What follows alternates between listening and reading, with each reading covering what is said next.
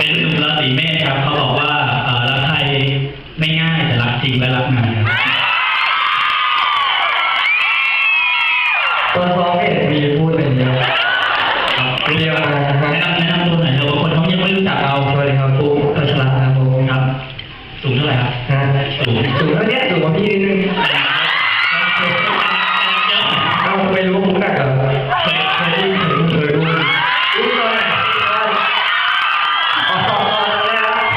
ตอนไหนรู้จักไหนนะรถชนจากใช่ไหมรถชนยังไม่ค่อยหนักนะจากสรุปรักเนี่ย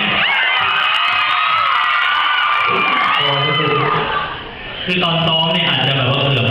เกือบล้มทับไปด้วยกันนะครับ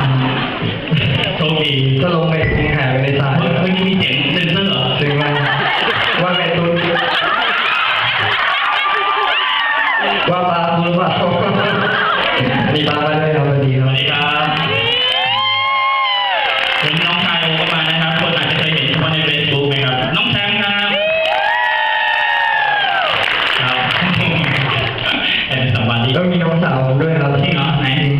น้องไม้ต้องไม้ต้องมาตรงไฟนิดนึงครับครับก็น้องพวกนี้สีเพียวเลยนะสีผิวสีแทนสีผิวใช่ที่มันเขาเรียกว่าสีแทนใช่ไหมแทนว่ารัก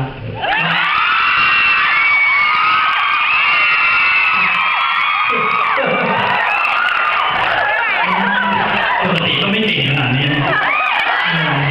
สงสัยไม่ได้จริงน่ารักอ่ะมีแฟนยังครับงั้นโอขอกระติกได้ไหมเกี่ยวอะไรกับแฟนก็คิดไม่ทันแล้ววันนี้ก็เราจะมีกิจกรรมมากมายนะครับก็เป็นร้องเพลง